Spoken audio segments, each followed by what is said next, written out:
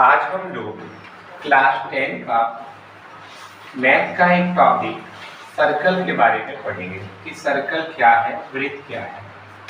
तो आप लोग जैसा कि वृत्त के बारे में जानते हैं, एक वृत्त जो होता है या एक चूड़ी के शेप का होता है, ये तो आप सभी जानते हैं। पिक्चर थोड़ा क्लियर बनाइएगा आप। इस वृत्त का जो ये बीच वाला बिंदु होता है, इसे केंद्र के नाम से जाना जाता है, जिसको हम लोग सेंटर भी कहते हैं। इसे क्या कहा जाता है? सेंटर कहा जाता है। अगर कोई लाइन इससे आधा पास कर रही है, मतलब सेंटर पर से ये परिधि तक जा रही है, तो इसे त्रिज्या कहा जाता है। इसे हम लोग रेडियस भी कहते हैं। इसे शॉर्ट में आर से भी सूचित किया जाता है। त्रिज्या को आर से भी सूचित किया जाता है। ये जो आपका पूरा लाइन है, जो पूरा गोल घेरा हुआ है, इसको हम लोग परिधि या कोई से परिमाप के नाम से भी जानते हैं, परिधि या परिमाप। इसके बाद बात करें, अगर कोई साइड से एक लाइन इस तरह टच कर रहा है परिधि को, तो इसे हम लोग जीवा कहते हैं। इसे हम लोग जीवा कहते हैं।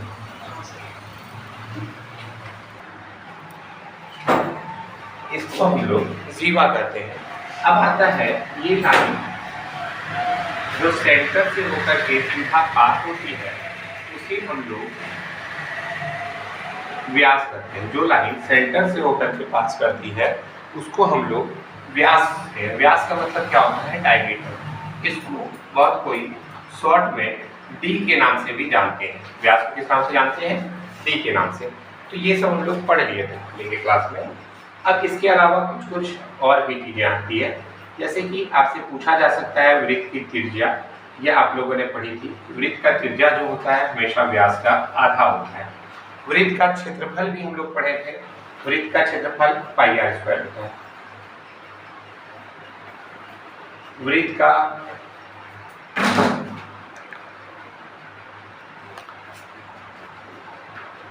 वृत्त की परिधि भी हम लोग देखे थे। वृत्त की परिधि जो होती है वह आपका 2 पाई आर होती है। ये सब हम लोग चेक करते हैं। अब देखिए, थोड़ा सा आगे बढ़ते हैं हम।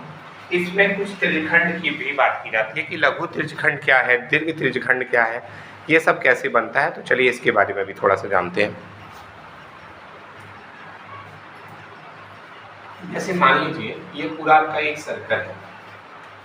इस सर्कल में ये सेंटर से एक कट लगाया जा रहा है यहाँ से यहाँ तक का। तो इसको हम लोग क्या बोलते हैं? चलिए, इसको अगर हम बात करें, इसको लघु त्रिज्यखंड कहा जाता है। क्या कहा जाता है? लघु त्रिज्यखंड कहा जाता है। और इस बड़े वाले को हम लोग दीर्घ त्रिज्यखंड कहते हैं। छोटे वाले को क्या बोले हम? लघु त्रिज्यखंड। बड़े वाले को बोले हम लघु त्रिज्यखंड। ये आप ध्यान रखिएगा। अब इसी की मदद से हम लोग क्या करते हैं, यहाँ पर एक कोण मान लेते हैं। जैसे कि आप लोग पूरा जानते हैं कि किसी सर्किल के चारों ओर अगर एक कोण बना दिया जाए, जैसे मान लेते हैं ये एक सर्किल है, ये पॉइंट है, इसके चारों ओर का अगर कोण बनाए, ये 360 बनेगा। अगर इसको आधा कर दे तो 180 बनेगा। अगर इसको एक बार और यहाँ से कट कर दिया जाए तो ये कितना बनेगा? 90 बनेगा। तो ये सब आप लोग जानते हैं। अगर इसको अगर पक्का पक्की फिर 20 से काट दे तो 45। ठीक है, तो इसकी सहायता से तो आप बोल सकते हैं यहाँ पर जो भी एंगल दिया हुआ है उसकी मदद से भी इसका मान निकालते हैं।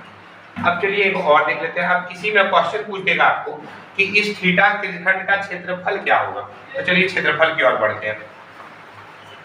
अब जैसे क्वेश्चन में आपका आ गया, कौन थीटा वाले त्रिज्यखंड का क्षेत्रफल, कौन थीटा वाले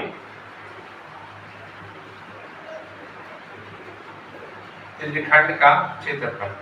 तो थीटा वाले त्रिज्यखंड का क्षेत्रफल का फॉर्मूला क्या होगा? तो आप लोग जानते हैं वृत्त का क्षेत्रफल कितना? पाई आर स्क्वायर।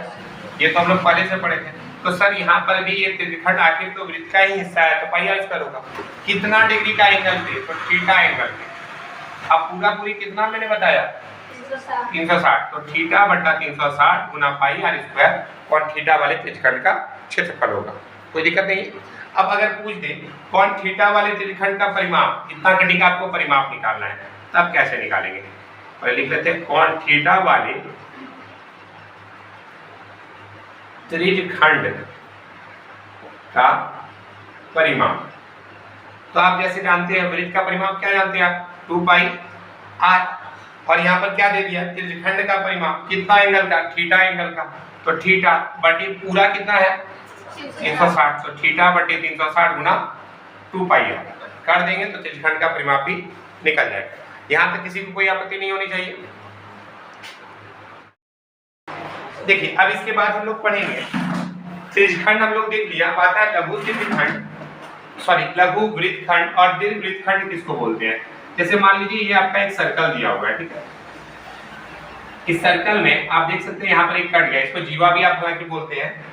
तो ये जो नीचे वाला हिस्सा है इसको हम बोलेंगे लघु वृत्तखंड, ये वृत्त का एक टुकड़ा, ये क्या है, वृत्त का एक टुकड़ा है, तो लघु वृत्तखंड। और इस बड़े वाले को बोलेंगे हम दीर्घ वृत्तखंड। कभी कभी आपसे इसका भी मान निकालने के लिए पूछ लिया जाएगा। अब चलिए हम कुछ क्वेश्चन पे आते हैं, जैसे कि मान लेते हैं एक एग्जांपल हम अपने से चुनते हैं। एक एग्जांपल आपके सामने हम प्रस्तुत कर रहे हैं। यह एक सर्कल है, यह सेंटर से नीचे की ओर एक 30 डिग्री का कोण बनाता है, ठीक है। अब आपसे पूछ क्या रहा है भाई, इस त्रिज्यखंड का क्षेत्रफल क्या है। छोटे वाले को बोलेंगे लघु, बड़े वाले को दीर्घ। अब अगर हमसे पूछा कि सर लघु त्रिज्यखंड का क्षेत्रफल बताइए, लघु त्रिज्यखंड का क्षेत्रफल बताइए, और इसमें और कुछ दे दिया है, दे दिया आपको त्रिज्या दे दिया है कितना, 4 सेंटीमीटर, ठीक है। पूछ क्या रहा है, लघु त्रिज्यखंड का क्षेत्रफल क्या होगा। तो भाई आप लोग निकाल सकते हैं, हम जानते हैं सर लघु त्रिज्यखंड का क्षेत्रफल का फॉर्मूला क्या पढ़े थे ऊपर में, सर आप लिखवाए थे हमको, थीटा बटा 360 गुना पाई आर स्क्वायर, ये आप लिखवाए थे। अब थीटा का मान तो आप बता दिए कितना है सर, 30 डिग्री बटा 360 गुना पाई का मान सर 22/7 होता है, आर का मान 4 दिया था, स्क्वायर लगा है तो 2 बार लगा दीजिए।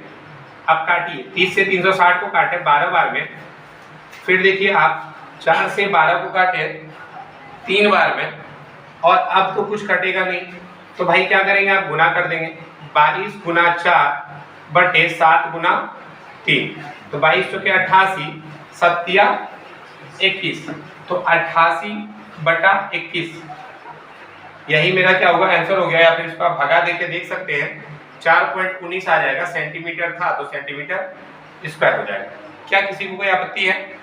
अब अगर पूछ देता कि एक क्वेश्चन और इसमें पूछ देता कि सर लघु त्रिज्यखंड का नहीं दीर्घ त्रिज्यखंड का क्षेत्रफल निकालिए, क्वेश्चन में आपकी बार पूछ दिया दीर्घ त्रिज्यखंड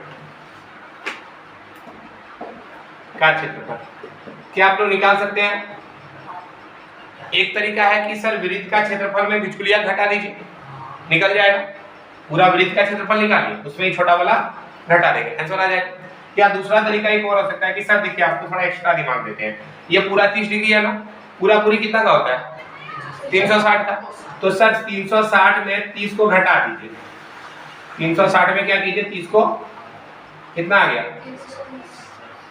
आप सर इसी फॉर्मूला पर बैठा दीजिए, थीटा का मान हमने कितना लेंगे 330, तो 330 बटा 360 गुना पाई आर स्क्वायर करके निकाल सकते हैं ना, वो तरीका भी हो गया। दूसरा तरीका क्या बोले, घटा करके वृत्त का क्षेत्रफल निकाल लो, उसमें ही घटा लो, क्या कोई दिक्कत। अब अगर पूछ देता लघु त्रिज्यखंड का परिमाप निकालिए, क्या पूछ दिया आपकी बार, एक क्वेश्चन और दे रहे हैं, इसी में हम क्वेश्चन बदल नहीं रहे, ये आपका 4 सेंटीमीटर का 4 सेंटीमीटर ही है। पूछ दिया आपसे लघु त्रिज्यखंड का परिमाप, ये पूछ दिया, तो परिमाप का फॉर्मूला आप लोग तो सभी जानते हैं, क्या होता बता दीजिए कोई, इसको याद है, ऊपर में देखिए लिखा हुआ है थीटा बटा 360 गुना 2 पाई। थीटा का मान सर कितना दिया है 30 डिग्री बटा 360 गुना 2 गुना पाई का मान 22/7 गुना आर का मान 4। अब जरा ध्यान से देखो, दिलफाम के देखो, बढ़ती 36 करो, 2 से 12 काटो 6 करो, फिर 2 से काटो 2 बार में, 2 से काटो 3 बार में, अब तो कुछ कटेगा नहीं, 22 गुना 2 बटे 7/7 गुना जो भी है 3 गुना 7 या 7 गुना 3 जो लिखना है, 22 दूनी 44 7 21, भगा देके भी लिख सकते हो, जो भी आएगा इतना सेंटीमीटर आंसर। क्या कोई दिक्कत। अब जिस तरह लघु त्रिज्यखंड का निकाला उसी तरह दीर्घ त्रिज्यखंड का परिमाप निकाल सकते हैं। कैसे, थीटा का मान कितना लेगा भाई 330, तो चलिए एक आप अपने से बना के दिखाइए। दीर्घ त्रिज्यखंड का परिमाप एगो अपने से निकालना है आपको, और एक देखिए यहाँ पर मैंने छोड़ दिया था दीर्घ त्रिज्यखंड का क्षेत्रफल, ये दोनों अपने से बनाना है। चलिए जल्दी से बनाइए।